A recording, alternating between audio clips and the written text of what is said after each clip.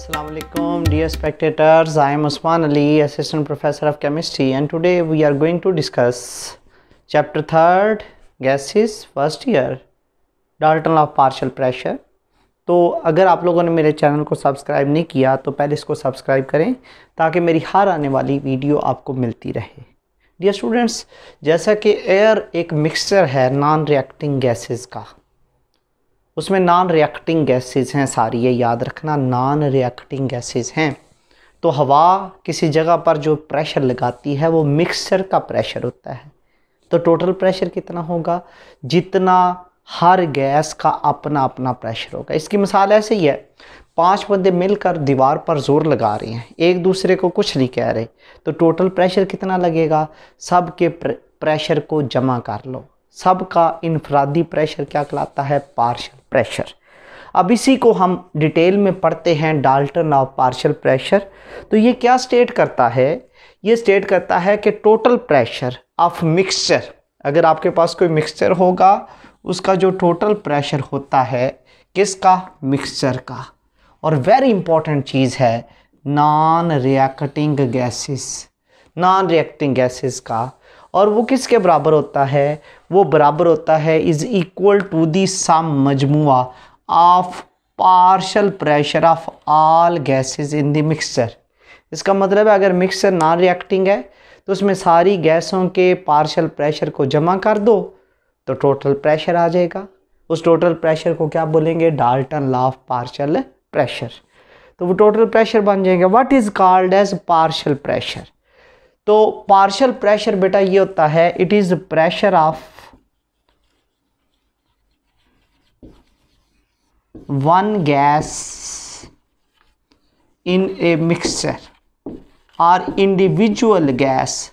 इनफरादी pressure जो होता है, जो एक गैस का होगा मिक्सचर के अंदर, ये उसका क्या कहलाएगा? Partial pressure. और मिक्सचर किन का होगा?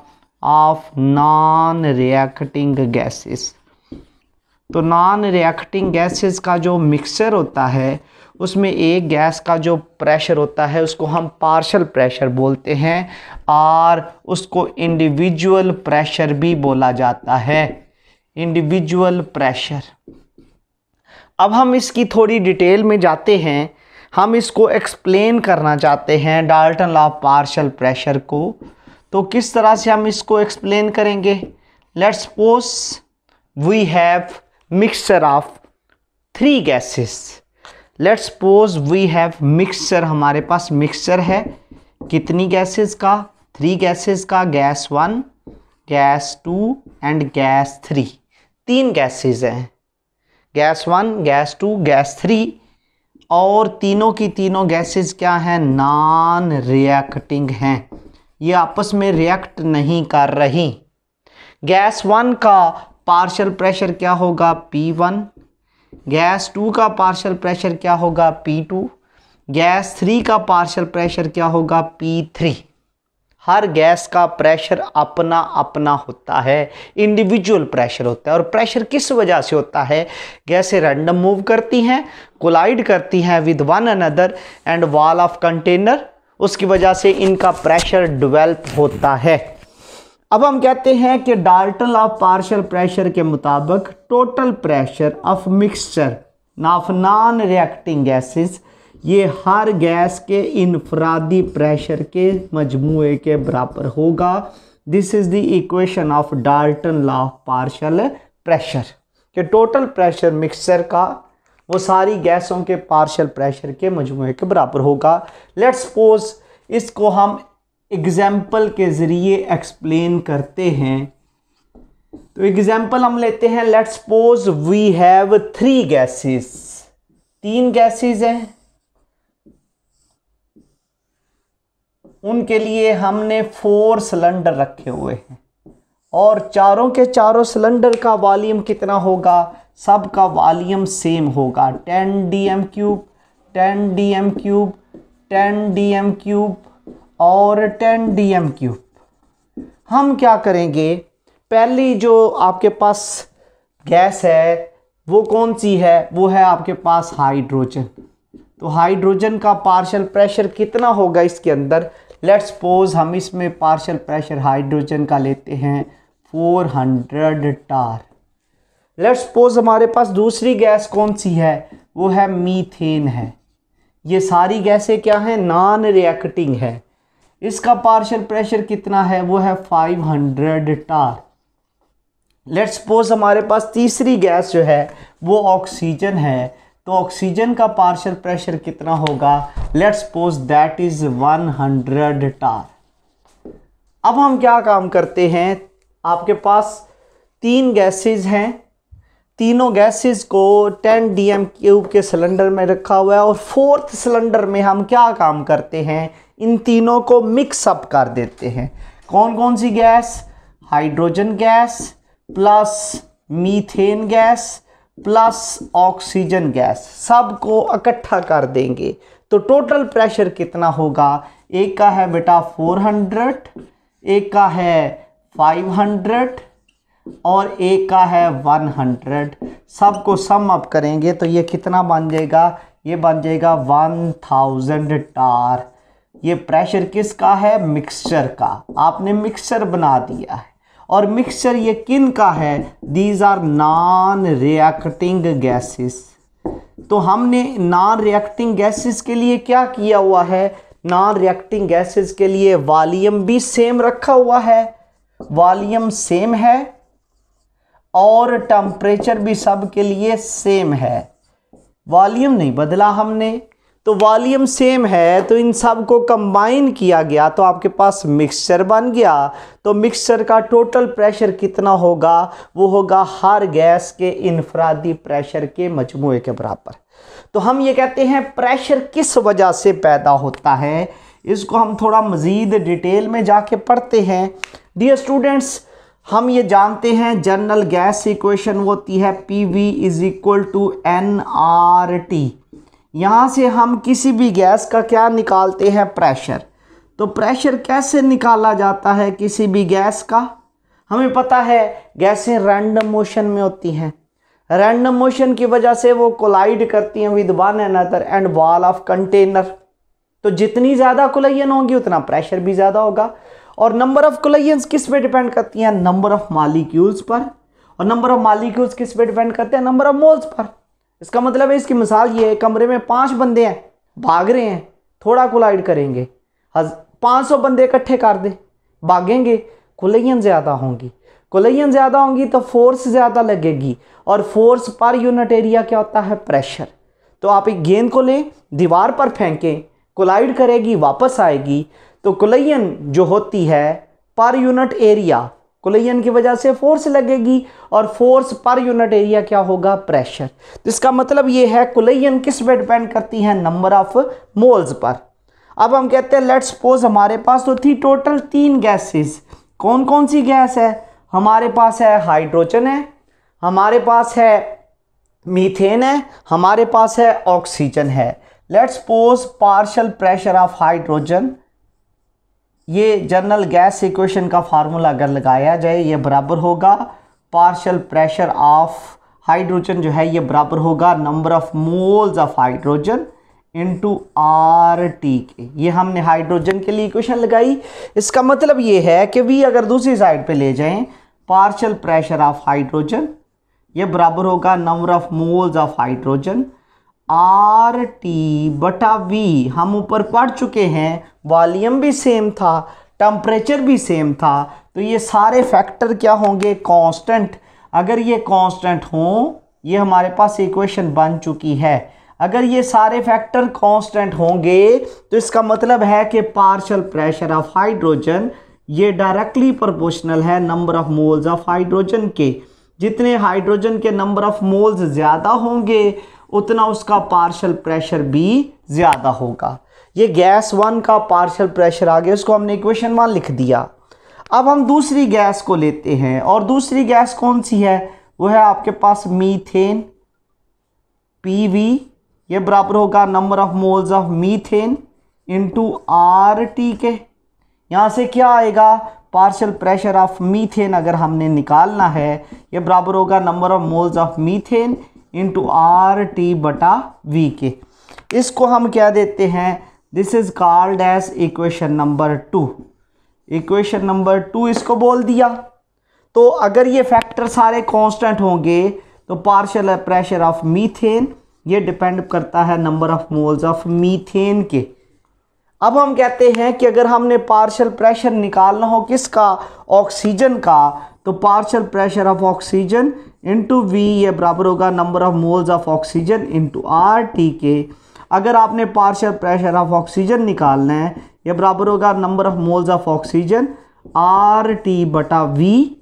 ये सारे फैक्टर कांस्टेंट हैं, लेकिन कांस्टेंट करने से पहले इसको हम क्या लेते हैं, इक्वेशन नंबर 3। ये हमारे पास 3rd इक्वेशन है। तो यहाँ से हम क्या करते हैं, यहाँ से हम ये कहते हैं कि partial pressure of oxygen will be directly proportional to number of moles of oxygen. यहाँ से हमने क्या चीज़ कंक्लूड की, यहाँ से हमने ये कंक्लूड किया कि किसी भी गैस का जो पार्शियल प्रेशर होता है ये उस गैस के किस पे डिपेंड करता है, नंबर ऑफ मोल्स पर। तो जितने उस गैस के नंबर ऑफ मोल ज़्यादा होंगे उतनी ज़्यादा कुलयन होंगी, और जितनी ज़्यादा कुलयन होंगी उतनी ज़्यादा फोर्स लगेगी, और फोर्स पर यूनिट एरिया क्या कहलाता है, प्रेशर कहलाता है। अब हम नेक्स्ट डिस्कस करते हैं। हमने यहाँ से हर गैस का पार्शियल प्रेशर निकाल लिया, हमारे पास इक्वेशन निकली हुई है Dalton law of partial pressure की, और वो इक्वेशन क्या स्टेट करती है, वो इक्वेशन डियर स्टूडेंट्स ये स्टेट करती है कि पीटी टोटल जो प्रेशर है ये बराबर है Dalton law of partial pressure की, ये बराबर होगा टोटल प्रेशर किसके बराबर होगा, ये हम ये कहते हैं कि ये होगा partial pressure of hydrogen plus partial pressure of methane plus partial pressure of oxygen, क्योंकि नॉन रिएक्टिंग है। जैसा कि हमने पहले फार्मूला पढ़ा था कि टोटल प्रेशर कितना होगा, ये हम इधर लिख भी चुके हैं कि टोटल प्रेशर जो है ये सारी गैसों के पार्शियल प्रेशर के मजमूए के बराबर होगा, plus partial pressure of oxygen ये बराबर होगा टोटल प्रेशर के। तो यहाँ से हम टोटल प्रेशर निकाल लेते हैं। हम ये कहते हैं कि टोटल प्रेशर इन सारी गैसों के प्रेशर के मजमूए के बराबर है, सम के बराबर है। तो हमने हर गैस के पार्शियल प्रेशर को डिराइव किया हुआ है, इक्वेशन 1, इक्वेशन 2, इक्वेशन 3। हम ये क्या करते हैं, पुट करते हैं value, put value of partial pressure of hydrogen, partial pressure of methane and partial pressure of oxygen from equation number 1, 2 and 3। Equation number 1, 2 और 3 से हमने इनकी वैल्यूज पुट करनी है। तो फिर टोटल प्रेशर बराबर होगा, हाइड्रोजन का पार्शियल प्रेशर कितना है, यह है number of moles of hydrogen into R T बटा वी के। फिर हम क्या करते हैं, फिर हम निकालते हैं पार्शियल प्रेशर ऑफ मीथेन कितना है, वो है number of moles of methane into R T बटा वी के, प्लस ऑक्सीजन का पार्शियल प्रेशर कितना है, number of moles of oxygen into R T बटा वी के। यहाँ से क्या कॉमन निकल आता है, आर टी बटा वी। तो फिर टोटल प्रेशर ये बराबर होगा किसके, number of moles of hydrogen plus number of moles of methane plus number of moles of oxygen into common क्या निकल आया, आर टी बटा वी के। तो इन सब में से हमने कॉमन निकाल दिया। और ये याद रखना कि मिक्सचर में जो टोटल मोल होते हैं वो कितने होते हैं, वो सारी गैसों के मोल्स के सम के बराबर होते हैं, number of moles of hydrogen plus number of moles of methane plus number of moles of oxygen, सब के मोल्स के सम के बराबर होते हैं टोटल मोल्स। तो फिर हम इसकी जगह इसकी वैल्यू पुट कर देते हैं। तो टोटल प्रेशर किसके बराबर होगा, वो बराबर होगा total moles into R T बटा वी के। वी दूसरी साइड पे चला जाए तो पी टी वी ये बराबर होगा total number of moles into R T के। तो ये इक्वेशन आ जाती है किसकी, Dalton law of partial pressure की। यहाँ से हम ये चीज़ ड्राइव करते हैं कि बाकी सारे फैक्टर अगर कांस्टेंट होंगे तो फिर total pressure will depend upon total number of moles के। आर टी कांस्टेंट है और ये क्या है, this is the equation of Dalton law of partial pressure. ये डाल्टन लॉ की इक्वेशन है, Dalton law of partial pressure, ये इसकी इक्वेशन आ जाती है। अब हम क्या काम करते हैं, इस Dalton law of partial pressure को यूज़ करते हुए हम क्या करेंगे, इसको यूज़ करते हुए हम डिराइव करते हैं क्या, partial pressure of A gas. तो अब हम क्या डिराइव करने जा रहे हैं, अब हम डिराइव करने जा रहे हैं partial pressure of A gas. ये अगर आपको लॉन्ग आ जाए तो ये भी लिखना है और आगे पार्शियल प्रेशर ऑफ गैस भी लिखना है। Partial pressure of A gas, किसी भी गैस का पार्शियल प्रेशर कैसे निकाला जाएगा। डियर स्टूडेंट्स, हम कहते हैं लेट्स सपोज हमारे पास मिक्सचर है टू गैसेस का, नॉन रिएक्टिंग गैसेस। शर्त है इसकी कि गैसेस को क्या होना चाहिए, नॉन रिएक्टिंग। रिएक्ट कर जाएं तो उन पर डाल्टन लॉ लागू नहीं होता। फॉर एग्जांपल एक छोटा सा शॉर्ट क्वेश्चन इसी में हम पुट करते हैं, Dalton law partial pressure is not applicable to mixture of HCl and ammonia. To mixture of HCl and ammonia, इस पर डाल्टन लॉ लागू नहीं होता। क्यों नहीं होता, क्योंकि ये दोनों गैसेस रिएक्टिंग हैं, ये रिएक्ट करके क्या बना देती हैं, white fumes of ammonium chloride.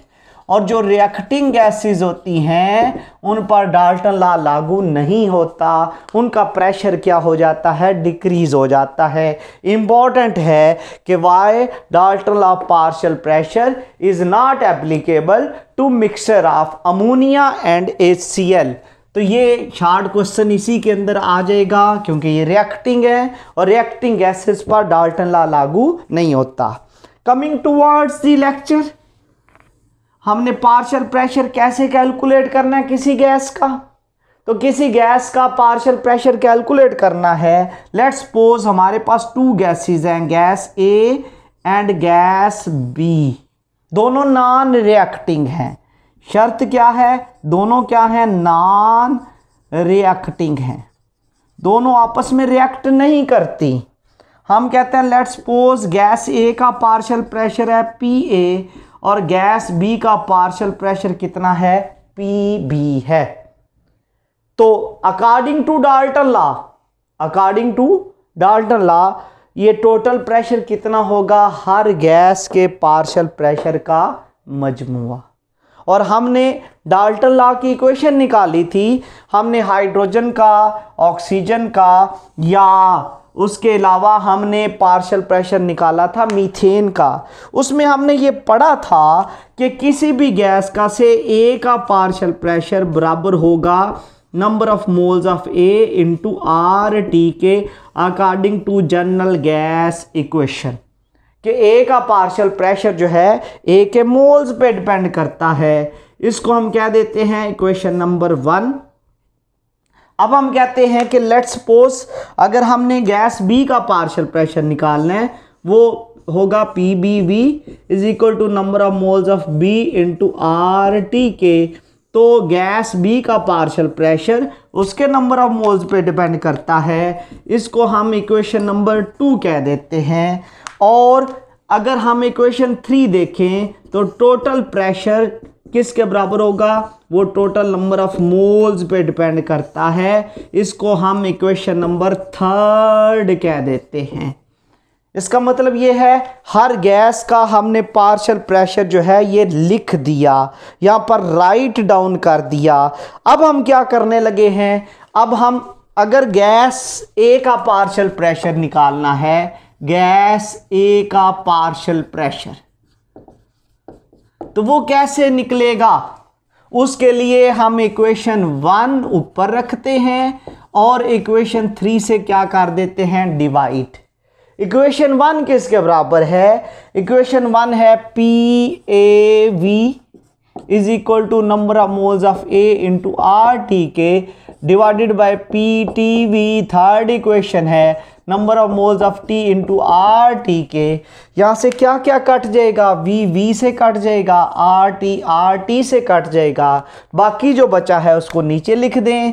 PA, ये PT दूसरी साइड पे चला जाएगा, number of moles of A divided by total number of moles multiply by total pressure. ये फार्मूला डियर स्टूडेंट्स हमें ये बताता है कि किसी भी गैस का जो पार्शियल प्रेशर होता है ये किस पे डिपेंड करता है, किसी भी गैस का पार्शियल प्रेशर उस गैस के मोल्स पे डिपेंड करता है, टोटल मोल्स पे डिपेंड करता है एंड टोटल प्रेशर पे डिपेंड करता है। किसी भी गैस का पार्शियल प्रेशर तीन चीज़ों पे डिपेंड करता है, उस गैस के mole, total mole and total pressure. Same case है, अगर आपने गैस बी का पार्शियल प्रेशर निकालना है, ये बराबर होगा number of moles of B बटा total number of moles multiply by total pressure के। तो हमने यहाँ से ये कंक्लूड किया कि किसी भी गैस का जो पार्शियल प्रेशर है ये उसके मोल पे, टोटल मोल पे और टोटल प्रेशर पे डिपेंड करता है। यहाँ से एक और चीज़ हम कैलकुलेट करते हैं, what is called as mole fraction. Mole fraction क्या होता है?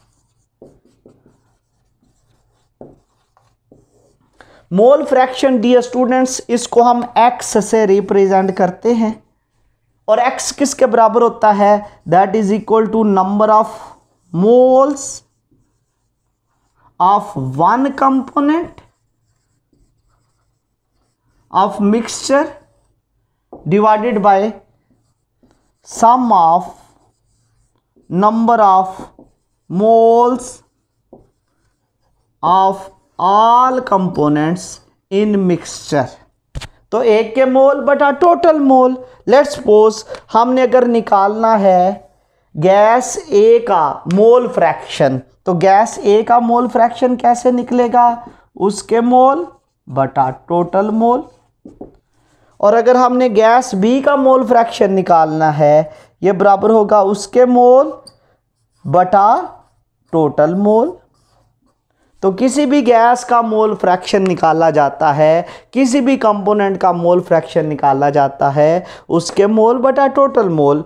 अगर हम पीछे जाएं तो हमारे पास इक्वेशन है किसकी? पार्शियल प्रेशर ऑफ ए की, ये बराबर है number of moles of A बटा टोटल नंबर ऑफ मोल्स ज़रब टोटल प्रेशर के। यहाँ से हम क्या करते हैं? यहाँ से हम करते हैं कि ए का पार्शियल प्रेशर, ये सारे का सारा क्या बन जाएगा? ए का मोल फ्रैक्शन ज़रब टोटल प्रेशर। तो ये चीज़ हमें क्या बताती है? ये चीज़ हमें बताती है कि किसी भी गैस का जो पार्शियल प्रेशर है, पहले हमने बड़ा तीन चीज़ों पे डिपेंड करता है, अब हम पढ़ रहे हैं कि दो चीज़ों पे डिपेंड करता है, उसके मोल फ्रैक्शन पे और टोटल प्रेशर पे, उसके मोल फ्रैक्शन पे और टोटल प्रेशर पे। अब हम कहते हैं गैस बी पे आते हैं, तो गैस बी का पार्शियल प्रेशर जो है ये किसके बराबर होगा? ये बराबर होगा आपके पास number of moles of B बटा टोटल नंबर ऑफ मोल्स ज़रब टोटल प्रेशर के। हम क्या करते हैं, ये सारे का सारा क्या बन जाएगा? बी का मोल फ्रैक्शन, तो पार्शियल प्रेशर ऑफ बी ये बराबर होगा mole fraction of B into total pressure के। तो वही इक्वेशन आ गई जो ए के लिए थी। इसका मतलब है इसका भी पार्शियल प्रेशर किस किस पे डिपेंड करेगा? उसके मोल फ्रैक्शन पे और टोटल प्रेशर पे। तो ये इक्वेशन आ गई। अब कुछ इंपॉर्टेंट पॉइंट्स हैं जिनको हम यहाँ पर डिस्कस कर लेते हैं। क्या क्या वो पॉइंट हैं? शॉर्ट क्वेश्चन हैं, 2 पॉइंट्स मोल फ्रैक्शन से रिलेटेड। वो कौन कौन से पॉइंट हैं? पहला पॉइंट डियर स्टूडेंट्स ये है कि मोल फ्रैक्शन जो होता है ऑफ वन कंपोनेंट, अगर एक कंपोनेंट का मोल फ्रैक्शन निकाला जाए, इज ऑलवेज, वो हमेशा क्या होता है? लेस देन यूनिटी, वो 1 से छोटा होगा। यूनिटी बोलेंगे 1 को। किसी एक का मोल फ्रैक्शन अगर निकाला जाए वो 1 से हमेशा क्या होगा? छोटा होगा।